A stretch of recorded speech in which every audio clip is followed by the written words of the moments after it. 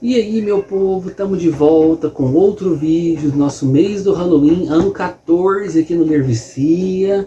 E hoje nós vamos falar então do vídeo que eu prometi anteriormente, no nosso vídeo do Advogado do Diabo, que é de horror em Amityville. Ou então, como a nova edição está se chamando, Amityville, de Jay Anson. Essa daqui é a edição da Dark Side Books, é a edição anterior a recente que eles lançaram, porque a recente é aquela que tem uma mosca caída assim na capa e você lê através da sombra da mosca a palavra Amityville escrita. Uma capa bem bonita também, mas eu gosto mais dessa daqui, dentre as duas, da Amityville. E vamos falar desse livro aqui, porque é um livro que eu já li muitas vezes. Pelo que eu contei, eu li já 7 vezes esse livro aqui. E, gente, cá entre nós, é um livro que até hoje me dá medo. Sinceramente, gente, até hoje esse bendito aqui me dá medo ainda. Então venham comigo logo depois da abertura.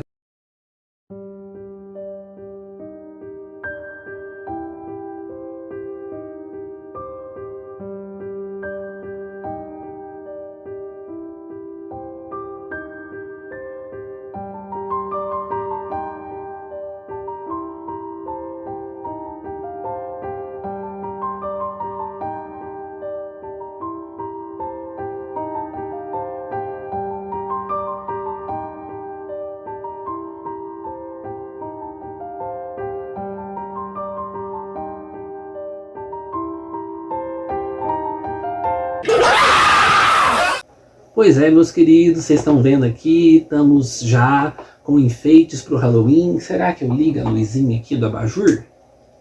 Não, fica muito forte. Fica muito forte, mas vocês estão vendo a caveirinha aqui com o chapéu de bruxa. Vocês estão vendo a máscara do Jason, palhaço assassino. Temos aqui um Jack-o'-lantern. Temos aqui um cabeça de esqueleto. Temos ali uma máscara do pânico. Tem abóborazinhas espalhadas. Aqui tem uma caveirinha. Tem umas abóboras maiores, não tem aquelas pequenininhas. Tem umas abóboras maiores espalhadas por aí. Tem uma múmia. Tem teia de aranha aqui atrás. Tem um monte de coisinhas legais aqui. E hoje nós vamos falar sobre Amityville, esse livro que eu já li várias vezes, que eu gosto demais. É um livro assim que me marcou bastante. Eu tenho uma história pessoal com esse livro, de como esse livro veio parar na minha vida, como que esse livro teve circunstâncias esquisitas que chegaram até mim. Eu vou deixar o link aqui em cima nos cards para vocês assistirem. Ficou um vídeo bem interessante. E hoje eu não vou fazer uma resenha comum, como todo mundo sempre faz, porque até eu mesmo já fiz resenha desse livro aqui diversas vezes aqui no canal. Hoje eu vou falar então sobre vários acontecimentos sobrenaturais, ocultos, sinistros que aconteceram aqui dentro da casa, porque geralmente o pessoal fala do básico, né? Fala do assassinato da família DeFeo, fala sobre os Lutz se mudando para lá e que depois de 28 dias eles abandonaram a casa e tudo mais. Hoje eu vou falar sobre o trem brabo que aconteceu dentro desses 28 dias que os Lutz estiveram morando na casa 112 da Ocean Avenue. Mas antes, recadinhos rapidinhos. Pessoal, quem gosta do Lervicia, quem gosta aqui do canal, considere virar um apoiador. Aqui no primeiro comentário fixado vai estar o nosso link para vocês apoiarem o canal. Tem diversos valores, escolham o que mais cabe no canal e com isso vocês vão estar ajudando o canal a existir por mais e mais anos aí e que dure por muito tempo. Então conto com todos vocês. Segundo recadinho, se vocês forem comprar qualquer coisa na Amazon, qualquer coisa, uma televisão, um sachêzinho para o seu pet, um produto de limpeza, uma ração, um produto de cozinha, comprar qualquer coisa, comprem pelo meu link da Amazon que está aqui embaixo também. É só entrar no link, entrou, pronto. Só pode escolher o que você quiser lá, que vocês vão estar ajudando imensamente o canal também, que eu recebo uma pequena comissão no final do mês. E terceiro, vai estar aqui embaixo a minha lista de desejados, a minha lista de presentes, a minha wishlist lá da Amazon com todos os livros que eu quero ler e trazer vídeos aqui para vocês aqui no canal. Então se você quer recompensar o Rubens e o Lervicia por todos esses 14 anos de canal, esses 14 anos aqui de dedicação ao Ler Vicia. Mandem presentinhos pro Rubens que eu vou aceitar com muito entusiasmo, com muita alegria, e vou fazer vídeos aqui no canal. Igual esse mês do Halloween mesmo, eu tô fazendo vídeo de vários presentes que vocês me mandaram, tá certo? Então, tá avisado aí. E também o link de Horror em Amityville vai estar aí embaixo fixado para quem quiser comprar. Bora lá! Primeira vez que eu li Horror em Amityville fazem muitos anos atrás, e pelo que eu vi aqui, eu li ele em 1998, eu tinha 8 anos de idade. Tem a assinaturazinha do Rubens aqui, de 1998. Rubens tinha 8 anos de idade e eu li nessa ediçãozinha aqui da Círculo do Livro. Já está bem acabadinha, bem destruidinha. Pertenceu à minha mãe. Quem quiser saber mais sobre como esse livro chegou, como eu disse, tem o link aí nos cards da minha história com Amityville. Eu li esse livro naquela época, fiquei num misto de aterrorizado com fascinado, foi maravilhoso. Então tem toda a minha história de ler o livro, buscar os filmes e tudo mais. Aí eu fiquei muito interessado e eu fui ler o próximo livro que eu encontrei de Jay Anson. Encontrei na biblioteca pública da minha cidade, que foi esse daqui, ó, 666, O Limiar do Inferno, também lançado pela Círculo do Livro, em capa dura e tudo mais. Essa minha edição eu comprei em sebo, mas tem ela, eu li ela pelo emprestada da biblioteca. Futuramente, bem futuramente, eu fui comprar ela em sebo virtual, porque aqui na minha cidade não tem sebos físicos. E para quem, eu já deixo uma dica aqui, para quem não gostou de Horror em Amityville, leia 666, O Limiar do Inferno, tá bom? Tá bom, Paty? Que você que não gosta de Amityville, lê o Limiar do Inferno, porque esse aqui é bem diferente de Horror em Amityville, é bem diferente. Aí já fica aqui uma preferência minha. Eu gosto muito dessa edição, dessa capa que a Dark Side fez para Horror em Amityville. Mas a minha favorita de verdade é essa daqui. Eu vou chegar até pertinho para vocês poderem ver. Olhem como essa capa é sinistra. Ó, vocês conseguem ver aqui a casa da 112 da Ocean Avenue. Aqui nós temos dois olhos assustados, que são, no caso de George Lutz e Kathy Lutz. Aqui nós temos sombras que provavelmente são as assombrações, demônios da casa. E aqui uma leve silhueta de um crucifixo. Eu acho essa colagem que fizeram aqui muito legal, gostei demais. Nossa, ficou muito bonita, viu, gente? Essa árvore aqui, com a lua ao fundo e essa árvore seca aqui, gente, deixou o livro muito bonito, deixou muito charmoso. E uma coisa que outras edições não tem, é que no início, logo após o prefácio, nós temos uma foto de George e Kathy Lutz na época onde eles deram as entrevistas para poderem formar esse livro aqui. Eu acho isso muito legal. No próximo aqui nós temos as plantas da casa, que tem aqui. E aqui também tem o desenho que a pequena Missy, a Melissa, a filha mais jovem do casal, fez de seu amiguinho porco de olhos vermelhos, o Jody. Vamos ver se eu consigo achar, né? Porque só que eu tô falando aqui eu não vou achar. Mas tem o desenho do Jody fugindo fugindo na neve. O desenho que a Missy fez. Olha pra vocês verem que sinistro, gente. Um desenho de criança mesmo, né? Ou seja, é um livro muito legal, mas essa edição do Dark Side está de parabéns, tem muita coisa boa também. Se eu não me engano, eu reli ela de novo, né? E se eu não me engano, aqui nessa edição também tem o desenho da Missy. Temos aqui o desenho da Missy, do Jody fugindo em meio à nevasca e tudo mais. E tem as plantas e tudo mais, só não tem mesmo a foto de George e Kathleen Lutz. Mas é muito bom. Então, vamos lá. Contextualizando rapidamente. Um ano antes, 1971, a família DeFeo foi totalmente massacrada nessa casa aqui da 112 da Ocean Avenue, que fica então em Amityville. Amityville é um pequeno condado de luxo que faz parte ainda do estado de Manhattan, Nova York e tudo mais, só que fica mais afastado ali. Fica próximo, se não me engano, fica próximo a Long Island.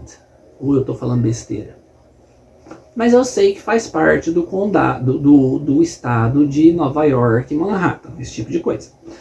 E é um condomínio de luxo, são casas inteiramente caras, de família classe média alta, e esse tipo de coisa. Fazem, grande parte das casas ali fazem beira com um grandíssimo lago, então muita gente que tem barco compra casas lá, porque lá a maioria das casas tem casinhas de barco para você guardar seus barcos, esse tipo de coisa.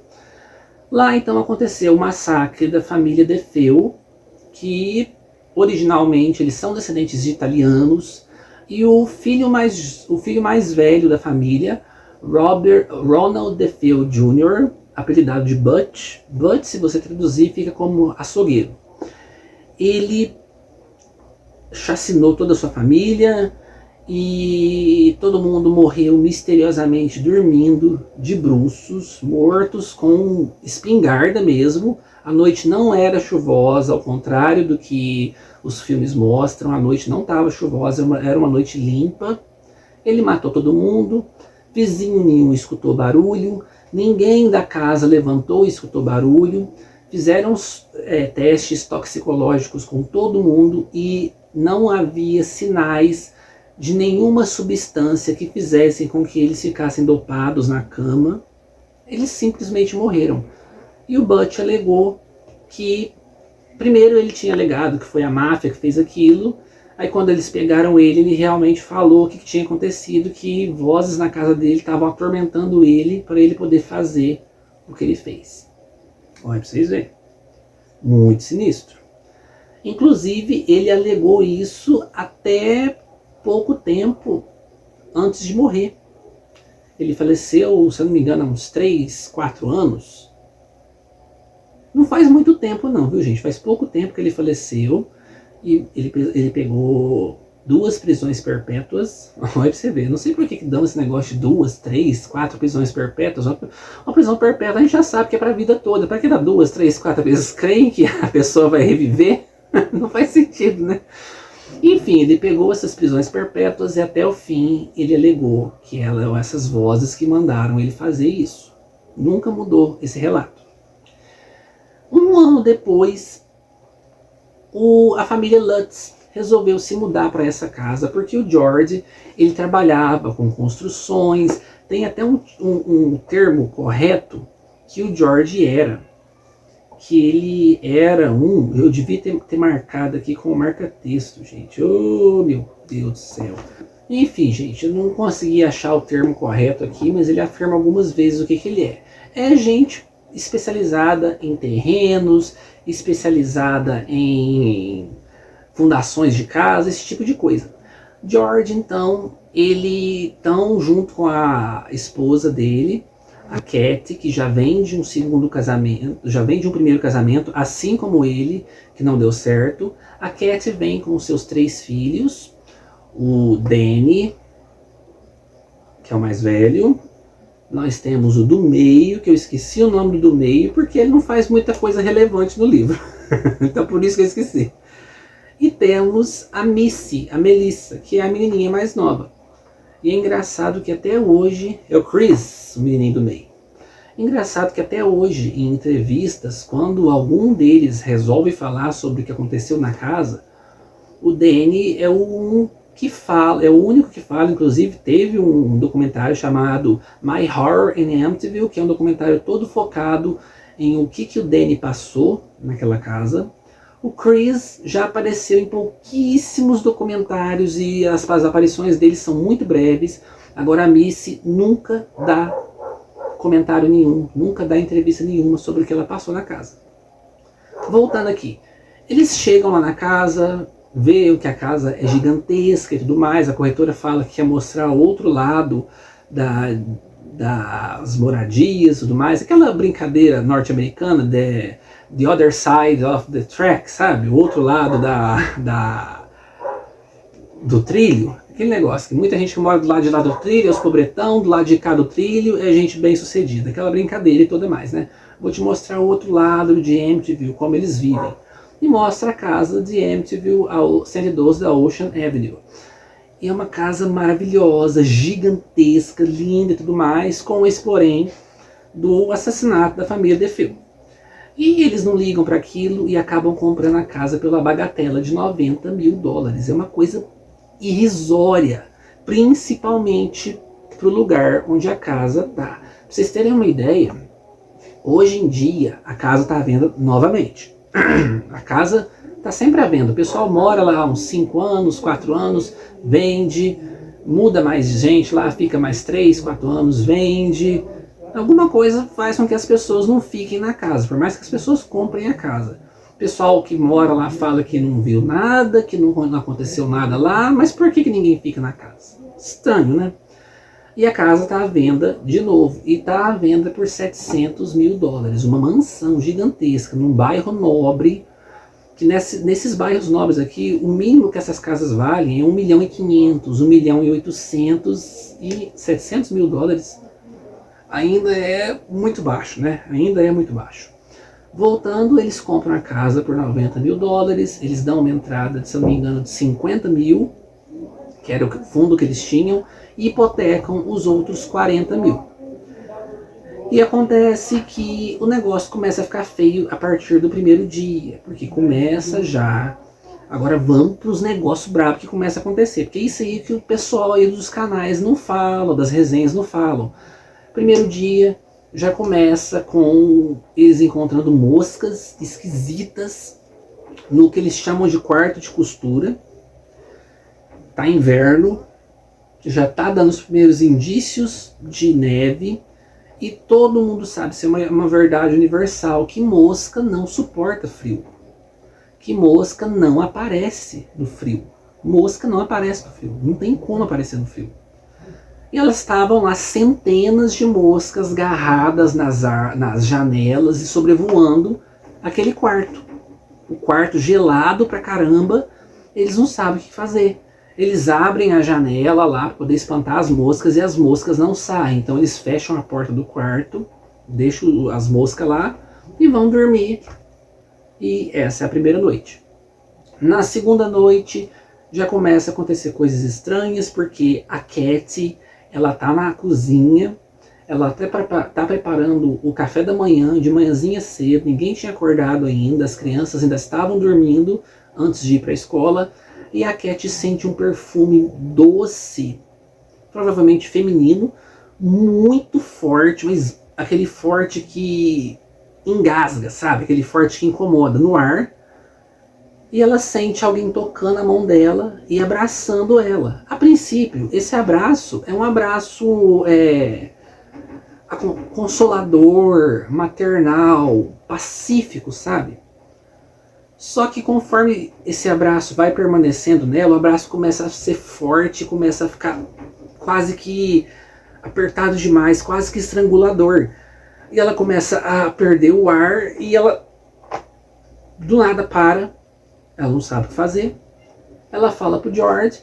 George então fala, eu vou chamar o padre Mancuso, que é um amigo dele de alguns anos atrás, para poder abençoar a casa, porque afinal aconteceu isso na casa, vamos abençoar essa casa, né?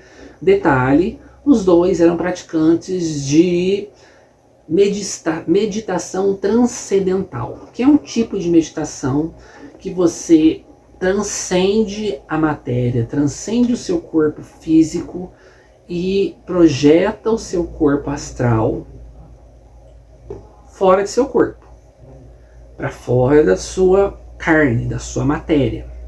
É uma meditação que pessoais praticavam muito na década de 70, 60, aquela onda hippie, paz e amor, tinha muito disso, anos 70 muito disso também. Eles praticavam muito isso. Quando chegaram na casa, praticaram 1 ou 2 vezes só, depois pararam. Ligam para o padre Mancuso vai lá, entra na casa, ele não vê ninguém pela casa por enquanto ali, então ele resolve entrar e já começar a fazer as suas benzições na casa. Ele vai aspergindo água benta, vai fazendo oração. Quando ele entra nesse tal quarto de costuras, que foi onde eles viram aquelas moscas, o quarto está limpo, não tem nada. Ele começa a fazer as orações, só que ele começa a se sentir mal, começa a sentir com o estômago embrulhando. Ele vê então aparecendo milhares de moscas cercando ele para todo lado, e uma voz sussurra.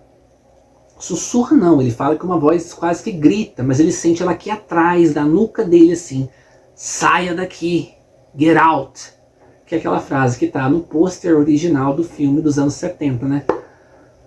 Ele sai do quarto assustado, mas ele não abandona a casa, igual mostram os filmes. Ele vai conversar com a família, não conta nada a princípio sobre o que ele viu lá no quarto. Ele vai, conversa com a família, fala que abençoou, mas fala para ninguém chegar no quarto de costura. Ele vai então, conversa com eles oferecem então um jantar para ele fala que precisa recusar, ele está passando muito mal. Ele já tinha feito um plano de almoçar com a mãe dele, que era na cidade vizinha. E a partir desse momento, quando ele vai dirigindo para a cidade vizinha, o carro dele perde o controle. Ele não consegue fazer o carro obedecer ele, o carro começa meio que jogar ele para o canto, para a ribanceira que está bem ao lado dele, até que uma hora o capô levanta totalmente, deixando ele sem visão. Ele liga para um outro amigo padre dele, esse outro amigo padre dele vai lá, busca ele, eles deixam o carro lá, chamam um mecânico para poder guinchar o carro, o mecânico guincha o carro e o carro fica muito tempo lá na mecânica. Eles não conseguem descobrir o que está acontecendo, o que tem de errado no carro, mas toda vez que eles vão funcionar o carro, alguma coisa sinistra acontece. Inclusive com o próprio padre, amigo do padre Mancuso. Toda vez que ele tenta pegar o carro para fazer alguma coisa, ele escuta um barulho estranho dentro do carro, ele sente um cheiro esquisito dentro do carro. Continuando então para os próximos dias. Os dois, tanto George quanto Cat, começam a ficar extremamente violentos, sem motivo nenhum. Eles começam a sentir um ódio dentro deles. E o George começa a parar de tomar banho, começa a parar de fazer a barba, começa a não ir mais para o escritório onde ele trabalha. Ele tinha os planos então de mudar o escritório dele, a sala dele, para o porão, mas ele não quer saber de fazer isso, ele não consegue sair da casa, ele parece que ele se sente preso dentro da casa. E a Cat começa a ficar assustada com aquilo, porque o marido não tá bem, o marido tá esquisito e tudo mais. Então passa um tempo, eles recebem a família da Cat para poder passar uns dias lá, principalmente que é o Natal e tudo mais. O irmão da Cat, ele traz uma árvore de Natal, eles enfeitam essa árvore e tudo mais. Eles passam então a ceia lá, e quando tá todo mundo naquele lusco-fusco assim, estão quase cochilando, George e a Cat sentados na sala de estar, a lareira a pino, pegando fogo muito forte. O George tá cochilando, e a Cat tá ali meio que, sabe, pegando no sono. E ela tem a impressão de ver uma figura encapuzada, com um capuz branco. Mas nesse capuz tem uma marca de uma deformidade, como se fosse um tiro levado naquele capuz. Que 2 olhos vermelhos começam a brilhar para ela e sorrir para ela. Ela fica apavorada, acorda o George, e o George vê aquilo também. Então as chamas da lareira se apagam e fica a marca da borra do queimado no fundo da lareira, no formato certinho de uma cabeça com capuz. Então eles vão embora, a família dela vai embora. A mãe da Cat fala que está preocupada com o George, que o George não é mais o mesmo, e fala que a casa deles é muito gelada, que é muito fria. E passa mais alguns dias, George começa a ficar extremamente assim, obcecado com o frio da casa. O termostato da casa está sempre marcando 25 graus, 28 graus, uma temperatura boa. Lá fora está fazendo menos 12, menos 10, mas dentro de casa está um gelo. Eles pensam que o termostato está simplesmente quebrado. Ele vai lá na caldeira, vê o que está acontecendo, a caldeira está funcionando normalmente, o termostato está marcando uma temperatura boa, mas a casa está extremamente gelada, eles sentem até um vento frio percorrendo o corpo deles de algum lugar, como se alguma porta estivesse aberta, uma janela estivesse aberta. George começa a alimentar aquela lareira compulsivamente, ele senta na frente da lareira e fica lá alimentando a lareira com tábuas de lenha, ele fica obcecado com o frio. Ele não sai e vai só piorando, ele não toma banho, a barba começa a crescer, ele começa a emagrecer porque ele não come direito, ele começa a ficar extremamente violento com as crianças, e a Cat também começa a ficar violenta com as crianças. Tem uma noite que eles dão uma surra gigantesca nas crianças por uma coisa extremamente boba, nos três, lembrando que o mais velho, que na época tinha 10 anos de idade. Dão uma surra gigantesca que os três ficam acuados, cada um no seu quarto. Os meninos dividiam um quarto e a menininha dormia num quarto separado. Eles ficam assim o dia e noite por uns 2 ou 3 dias acuados no quarto com medo dos pais. Porque os pais deram essa surra gigantesca neles, sem motivo nenhum, por um motivo muito bobo. E o negócio começa a ficar cada vez mais feio, porque daí tem um dia que a Missy fala que: mamãe, eu vou te contar um negócio que eu vi, mas você promete que não vai me bater?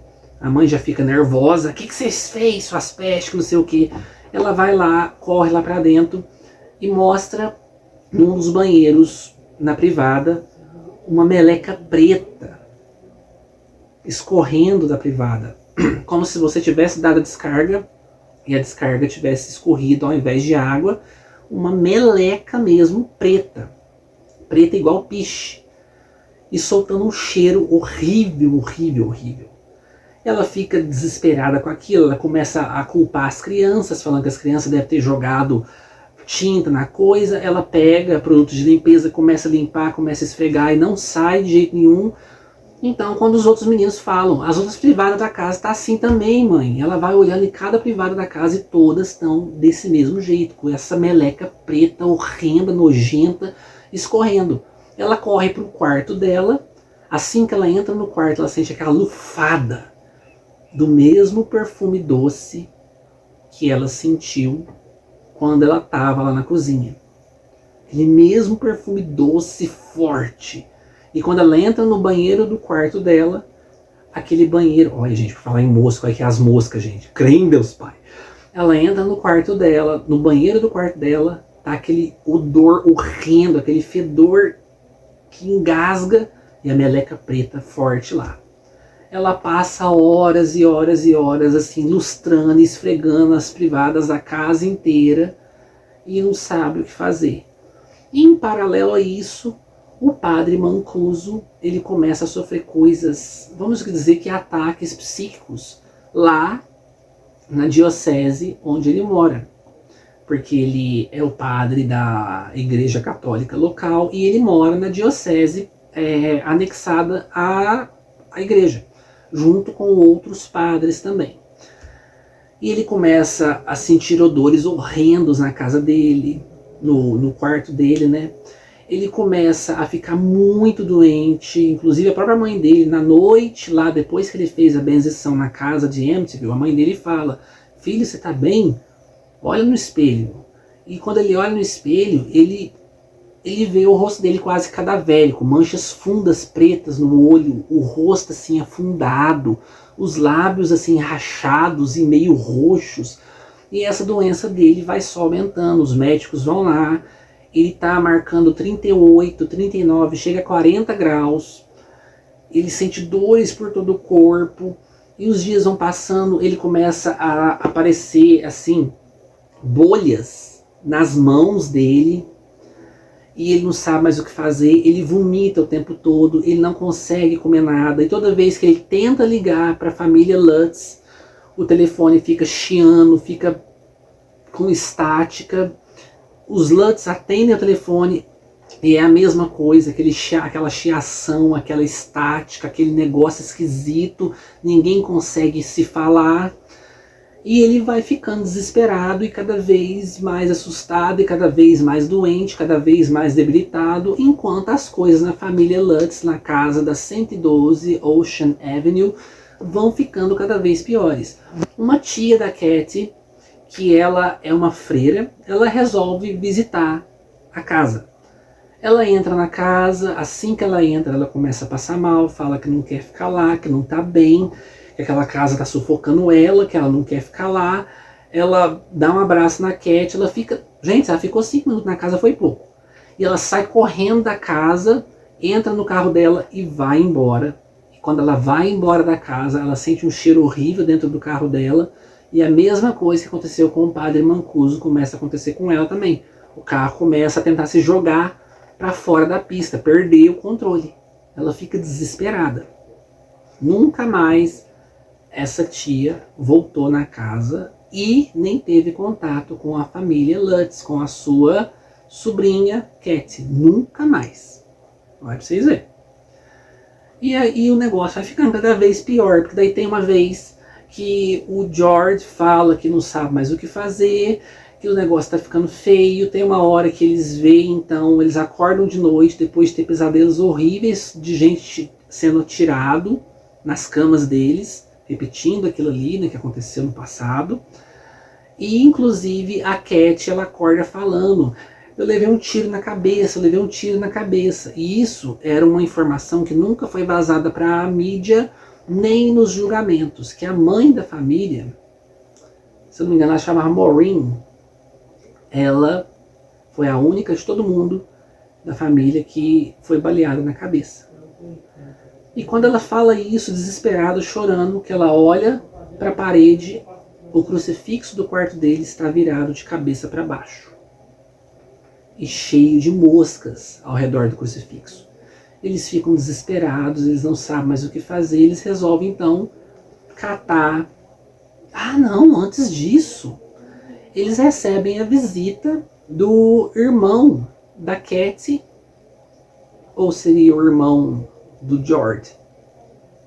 É um irmão de um dos dois que está prestes a se casar, já está noivo, já vai se casar, o casamento vai ser daqui a poucas horas. George e Cat vão ser então os padrinhos, e para poder pagar o buffet, ele tem num envelope guardado no paletó dele $1.500 para poder pagar o buffet, a festa e tudo mais, tudo em dinheiro, porque o dono só, o cara que organiza tudo aquilo lá só aceita pagamento em dinheiro. Tá lá no bolso do paletó dele, ele pendura o paletó na cozinha. Quando ele vai lá para a sala de estar, conversa com todo mundo, estão tentando manter um ambiente agradável ali, né? Inclusive até o George e a Cat meio que esquece das coisas ruins que estão acontecendo ali e começa a conversar. Quando eles vão então sair para poder ir para o casamento e depois para a festa, susto. O bendito do envelope com o dinheiro desapareceu. Eles começam a procurar na casa inteira, procuram, reviram, aquela coisa de louco. Eles não acham o envelope. O envelope desapareceu, evaporou no ar. Então volta aquele desespero de novo, e o George e a Cat já imaginam que deve ser mais um truque da casa para desestabilizar eles. Então vão para o casamento. O George, como sumiu na casa dele, o George meio que se responsabiliza, ele paga então, ele fica de pagar $1.000, ele dá $500 que ele tira ele corre rapidamente lá na empresa dele, ele tira $500 do caixa, ele dá pro cara. O pai da noiva consegue fazer uma vaquinha com todo mundo ali, junta mais $500 e dão. E o George vai e fala: daqui a 15 dias eu vou te pagar mais $500, eu vou te dar um cheque. O cara fica meio relutante porque ele não aceita cheque, mas eu vou te dar um cheque que você vai receber. Então o George vai ter que fazer mais $500 aí para 15 dias para poder pagar. Olha pra vocês verem. E ele já tem despesas com a casa, porque aí a casa começa a dar despesas para ele, porque a casa nunca se aquece, eles têm que estar comprando lenha aos borbotões. E de repente tem uma tempestade horrível, todas as casas são atingidas, mas a única casa que tem estragos horrendos é a casa deles, que as janelas da casa inteira quebram. E inclusive acontece uma coisa muito esquisita, que a porta da frente, feita de madeira maciça, que pesa, ele fala que a porta da frente pesa quase 1 tonelada, deve pesar uns 800 quilos, porque ela é muito grossa e feita de madeira maciça, ornamentada e tudo mais. A porta foi arrancada de dentro, do lado, como se fosse do lado de dentro, não do lado de fora. A força não veio do lado de fora, ela foi arrancada pro lado de dentro, porque as dobradiças indicam que foi arrancada pro lado de dentro. A polícia vai lá, verifica tudo e fala que realmente a porta foi arrancada pelo lado de dentro, mas não sabem como explicar. Mas será que foi alguma janela que, por fato de estar quebrada, aquela tempestade toda arrancou? Mas as janelas do primeiro andar, onde ficava a porta, não quebraram. As que quebraram foi a do segundo e a do terceiro andar. Muito sinistro. Então, mais gastos com a casa, ele não está conseguindo ir para o escritório trabalhar, ele não sabe mais o que fazer para poder arrecadar dinheiro, tem que arrecadar o dinheiro para poder cobrir o cheque de $500 que ele está devendo para o cara que organiza festas de casamento. E então os dois que se casaram saem de lua de mel e tudo mais. E o George e a Cat, eles estão desolados. Até que então o George tem um cara que trabalha com ele, e esse cara fala que a esposa dele, ela é meio que psíquica, ela tem alguns dons psíquicos e tudo mais. Ela fala que ela tem esse tipo de coisa e tudo mais. E o George, já desesperado, fala: não, convida ela, vem vocês dois aqui porque a gente precisa da ajuda de vocês. Antes deles virem, a moça liga pro George. E a moça fala: George, eu preciso que você procure no porão da sua casa se você tem lá no porão um poço. Pode ser que esse poço esteja tampado, esteja selado, mas que tenha um poço nessa sua casa. E preciso que você procure também algum quarto lacrado ou fechado, secreto, que não consta na planta da casa. George resolve fazer isso, vai lá no poço, vai lá no porão, e ele realmente encontra um poço redondo, muito profundo, que vai indo, vai indo, vai indo, vai indo. Ele não vê o fundo daquele poço, e esse poço está bem escondido debaixo das escadas da frente da casa. E ele acaba encontrando então o famoso quartinho vermelho, que é um quarto todo lacrado, escondido atrás da escada do porão que leva para o porão. Um quartinho pequeno, todo pintado de vermelho, com um cheiro horrível lá. Ele encontra isso lá. Ele fica assustado, porque como que ela sabia disso, né? Aí ela chega, então ele vai e conta dessas duas coisas, e ela fala: é porque geralmente casas que sofrem com coisas estranhas acontecendo, geralmente tem ou um ou outra coisa. A sua casa tem as duas. E ela entra lá, ela vai andando pela casa. Quando ela chega no porão, ela não quer entrar no porão, ela fala que tem um mal muito horrível lá dentro. E ela vai andando pela casa também, ela fala que lá no quarto de costura tem uma coisa horrenda, que ninguém é para entrar lá de jeito nenhum. No final ela sai da casa passando mal: não quero mais andar por aqui, o ambiente aqui está muito pesado, eu não vou tentar conversar, porque ela fala que ela ia tentar entrar em contato com as entidades ali, para tentar expulsar aquelas entidades ou guiar elas para um lugar que não seja ali. Ela fala: eu vou voltar quando for o momento mais propício. Ela nunca mais voltou. Ela fica doente, toda vez que ela pensa em voltar para lá, ela fica doente, então ela nunca mais volta.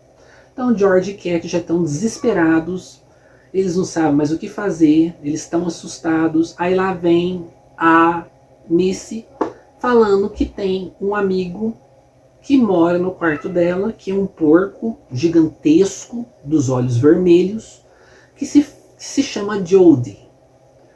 E esse porco é amigo dela e fica sentado na cadeira de balanço da casa dela. Então ela fala esse negócio. E todo mundo primeiro leva na brincadeira, né? Por mais que eu acho que nesse ponto ele já não deveria estar mais levando na brincadeira, né? Inclusive a própria Missy fala para a mãe dela: mamãe, os anjos falam? Aquela pergunta esquisita. A mãe dela mete o cacete na menina, bate nela mais que tudo por estar brincando com esse tipo de coisa. Aí vocês verem. Depois que ela termina de bater na menina, ela tá saindo do quarto, ela vê a cadeira de balanço, balançando sozinha, sem nenhuma janela aberta, com a porta fechada, não tem circulação de ar nenhuma, e a cadeira de balanço infantil balançando sozinha. Ela fica assustada com aquilo e tudo mais, conta pro George, e George fica meio cabreiro com aquilo também. Acontece que então, numa outra noite, George acorda, todas as noites ele está sempre acordando às 3h15, ele precisa vagar pela casa, ele precisa verificar se a lareira está acesa e queimando, quente o suficiente, e ele sempre fica escutando o cachorro deles, o Harry, latindo, isso aí é todas as noites. Até que uma noite ele começa a escutar uns ganidos do cachorro dele, o Harry. Ele vai lá e o Harry estava preso por uma coleira, e o Harry meio que pulou o canil e se esgastalhou nas treliças do canil. E ele estava quase morrendo engasgado. O George vai lá, tira o Harry, amarra a corda bem pertinho para poder ele não tentar pular de novo. E ele vê a porta do abrigo de barcos batendo, como já aconteceu diversas vezes. Mesmo ele trancando, tá tudo batendo. Ele vai lá, tranca ela mais uma vez. Quando ele dá o retorno e olha para casa, ele vê a Missy olhando do quarto dela, e atrás dela um porco gigantesco com olhos vermelhos olhando para ele. Olha pra vocês, gente, ele sai correndo na hora, desesperado, entra no quarto da Missy, não tem nada. A menininha tá dormindo, a luz tá apagada, ela tá dormindo mesmo, a luz apagada, mas a cadeirinha de balanço tá lá, balançando sozinha. Ele arrepia inteiro, sai de lá e vai pro quarto. Outra noite, eles estão dormindo, George acorda e começa a ter aquele negócio da paralisia do sono, sabe? Ele tá preso na cama, não consegue se mexer, e aquele fedor horrendo, aquele fedor que tá sufocando ele não consegue se mexer, ele tá sentindo um pavor horrível, e quando ele olha pro lado, a esposa, a Cat, tá flutuando na cama. Tá flutuando, e parece que o corpo dela tá se dirigindo pra janela, pra fora. Quando ele finalmente consegue se soltar, ele agarra na perna dela, começa a puxar ela, ela vai e cai no chão, e ela não consegue entender o que aconteceu. Quando ele olha para o rosto dela, ela tá toda envelhecida, como se ela fosse nem bem uma senhora, uma anciã de mais de 100 e tantos anos, porque ela tá com o cabelo extremamente branco e ralo, as rugas muito profundas, puro osso no rosto dela, os olhos saltados assim e embaçados como se estivesse com catarata, aquela coisa bem assustadora. E ele fala, você não tá bem. Ela corre pro banheiro o espelho do banheiro, ela olha, ela dá um grito, ela fica desesperada, ela fala, não olha pra mim, ela tenta lavar o rosto, ela fica a noite inteira ele lavando o rosto ali, desesperada. O George fica do lado de fora ali, sem saber o que fazer. Ele tenta ligar pro Padre Mancuso mais uma vez, o Padre Mancuso atende, assim que ele atende, só aquele chiado, e ele começa a sentir mal, o Padre Mancuso começa a vomitar mais que tudo, a febre dele vai lá para cima, ele desmaia, aquele cheiro horrível se espalha por toda a diocese, incomodando os outros padres que moram lá, e eles não sabem o que fazer. O Padre Mancuso então fala que vai tirar umas férias, vai ter que se afastar de lá, ele vai para casa da mãe dele. Enquanto o negócio lá vai abaixando, ele coloca um daqueles incensários eclesiásticos para poder queimar no quarto dele e vai para casa dele. Enquanto isso, na casa de Amityville, plena noite, a Cat aterrorizada, o George aterrorizado, eles não sabem mais o que fazer e eles vão dormir. Quando eles acordam, a Cat está um pouco melhor, o rosto dela já não está tão deteriorado, mas ainda tem marcas fundas no rosto dela ainda. E ela acorda, ela vai sentindo uma dor no corpo.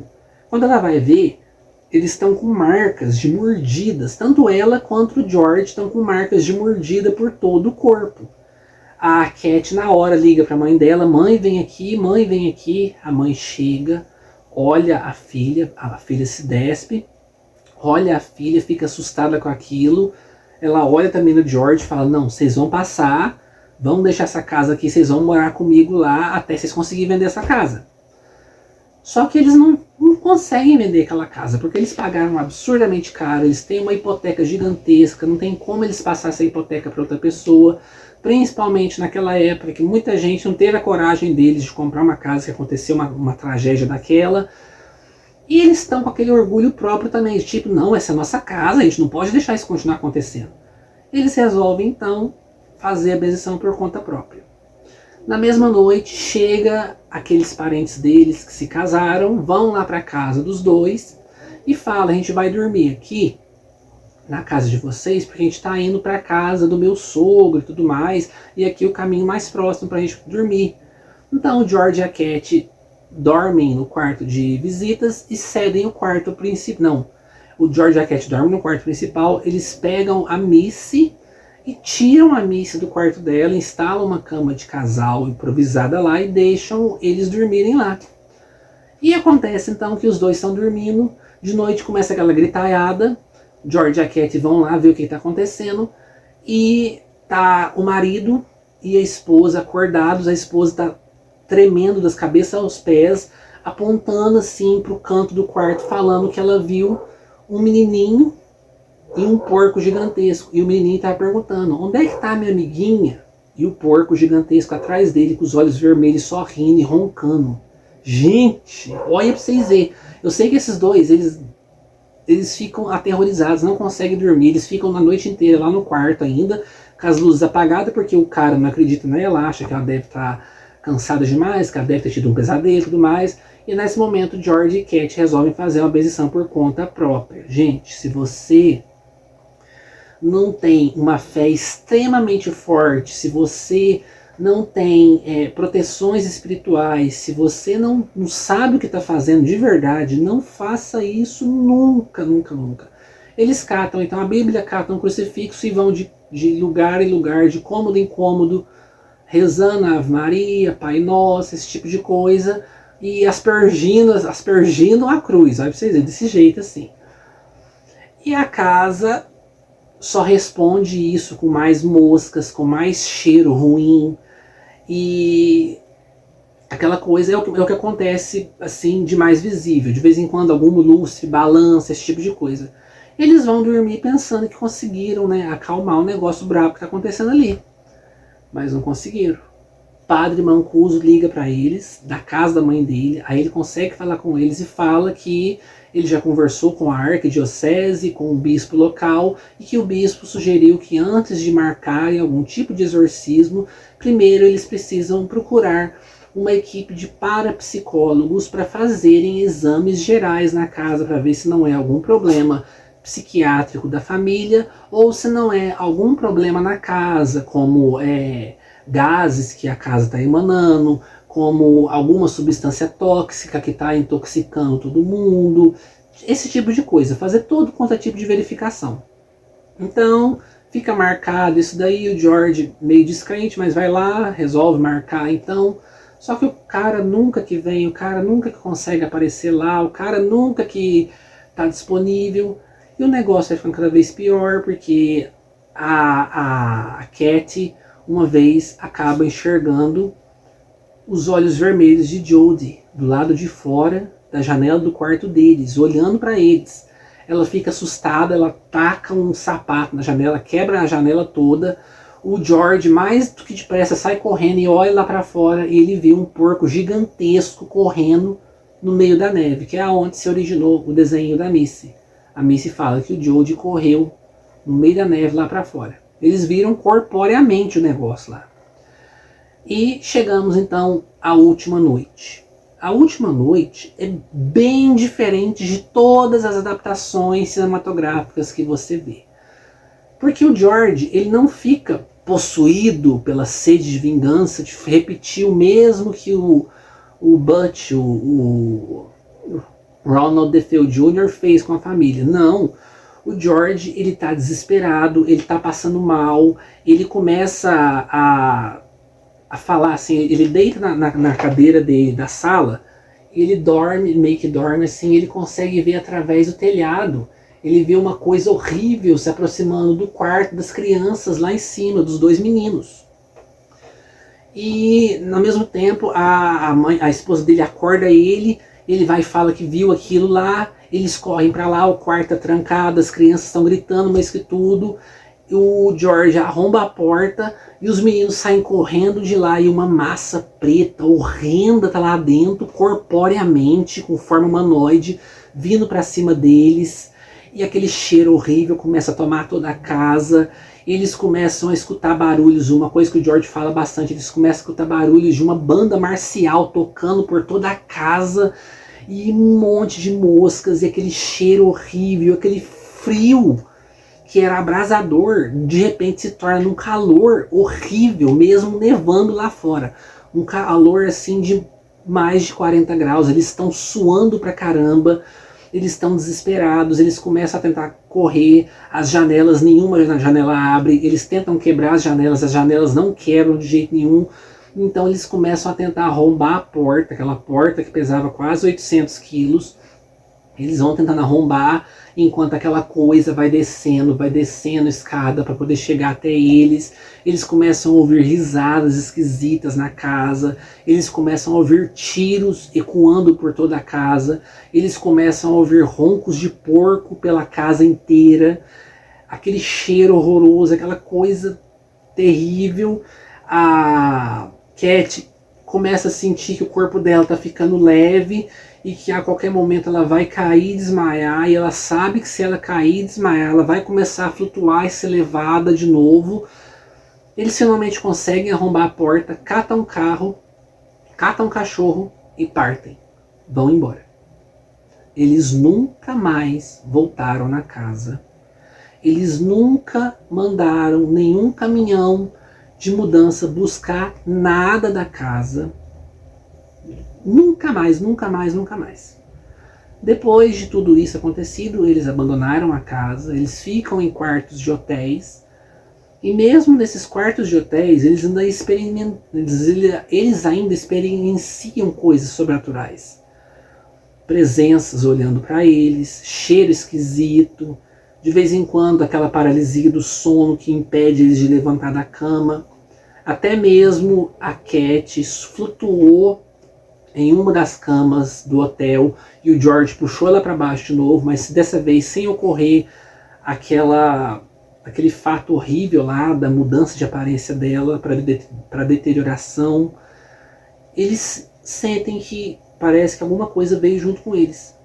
Aí então o livro acaba, a história dos Lutz acaba, e é aonde que vem o epílogo com o parapsicólogo indo investigar a casa. Ele investiga toda a casa, vê que a casa está sinistra mesmo, vê que não tem nenhuma alteração física, não tem nenhum gás vazando, nenhuma intoxicação por alguma coisa na casa.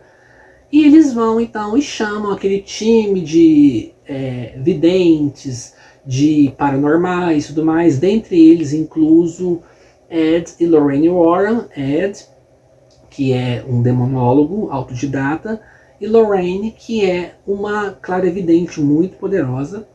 Eles vão lá, fazem várias sessões, inclusive essa noite foi televisionada, e é bem interessante porque aconteceram coisas até mesmo com pessoas de bastidores ali, com cinegrafistas, com pessoas que estavam gravando o som, captando o som, coisas esquisitas, né? O repórter encarregado da matéria e tudo mais, ele disse que não viu nada estranho na casa, mas ele definitivamente sentiu um peso na casa. Inclusive, se você for ver documentários, até hoje, esse repórter ou jornalista, o host ali daquela matéria, ele fala que ele não viu nada esquisito na casa, mas que ele sentiu um peso na casa ali. Foi dessa mesma noite que Ed e Lorraine Warren, com toda a equipe, capturaram aquela foto de uma criança parada no canto de uma escada, com os olhos brilhando. Eles afirmam que essa criança não é uma criança da família DeFeo, mas sim uma forma demoníaca que assumiu aquela forma ali para poder aparecer na foto e mostrar: eu estou aqui. Um cinegrafista passou mal na casa, do coração. Ele nunca teve problemas de coração. Quando ele estava subindo a escada em direção ao quarto de costura, ele teve um ataque, ele foi parar no hospital. Se eu não me engano, ele teve um ataque do coração. Ele nunca tinha tido isso antes. Ele estava até descrente, ele não acreditava naquilo. E várias outras coisas aconteceram na casa também. E os Warren falam que a casa de Amityville é o caso mais macabro, mais sombrio e demoníaco que eles já investigaram. Aí nos volta para aquela questão. Se o pessoal de hoje fala que mora lá, fala que não viu nada, não sentiu nada e tudo mais, será que o que estava ali não ficou preso aos Lutz? Será que o que estava ali não acompanhou os Lutz? Fica esse questionamento, né? E esse então é o fim do resumão de horror em Amityville.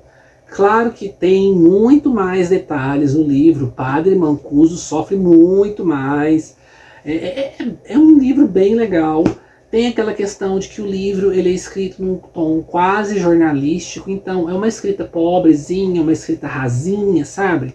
Muita gente reclama dessa escrita. Pra mim tá tranquilo, tá ok. Porque pra mim é questão assim de, sabe, é emocional, é um negócio que eu carrego por muitos anos, então é um livro que eu gosto muito. Mas uma coisa a gente não deve negar é que esse livro é sinistro. Esse livro é sinistro. E a melhor forma de ler ele é de noite, com luzes apagadas e só uma luzinha de abajur, algumas luzinhas de velas, sozinho no seu cantinho. É essa a melhor forma que você vai entrar totalmente na história desse livro. Galadriel, não mexe aí não, minha filha. Olha, Galadriel mexendo na câmera. Então é isso, meu povo. Eu espero que vocês tenham gostado do nosso vídeo de hoje.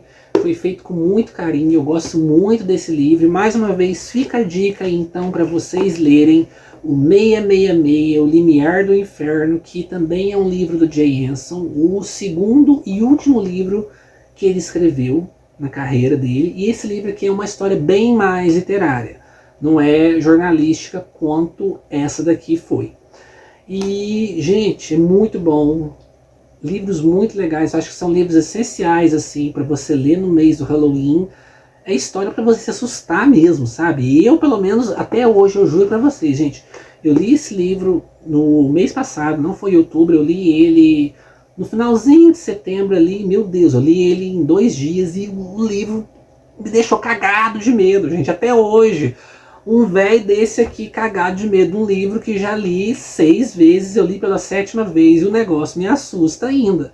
Não tive coragem de rever o filme, que o filme de 79 me dá muito medo. O de 2005 com o Ryan Reynolds lá e a Melissa George eu acho bem fraquinho. Não é um filme ruim, mas é um livro muito aquém, muito, sabe, exagerado demais. É uma Hollywood que quer dar susto, jumpscare o tempo todo, aquele tipo de coisa. É muita bobagem. E uma coisa que eu não falei é que nesse livro aqui dão algumas possíveis explicações para o porquê que essa casa é assombrada. E que não vem com os Defeu, já tinha coisa antes. Só que eu não vou falar aqui nesse vídeo não, porque eu vou instigar vocês a ler. Eu vou instigar vocês a ler esse livro aqui, por mais que eu tenha dado várias detalhamentos aqui sobre as noites horríveis que eles passaram, vão ler esse livro porque ele é muito bom e tem um capítulo totalmente dedicado às possíveis coisas que levaram essa casa em específico a ficar assombrada ou a se tornar um imã para o mal. Então fica a dica aí, meus queridos, o vídeo ficou enorme, mas foi muito capricho, foi com muito amor, muito carinho que eu fiz para vocês. Eu espero que vocês gostem. E fiquem por aí para mais vídeos do nosso mês do Halloween. Até o momento, eu já li, além de horror em Amityville, mais 4 livros já. Eu já li então o VHS do César Bravo.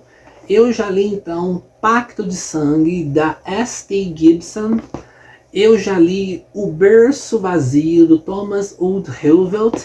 E eu já li A Longa Marcha, do Stephen King, escrevendo como Richard Bachman. Já li mais 4 livros já, ou seja, 5 livros lidos.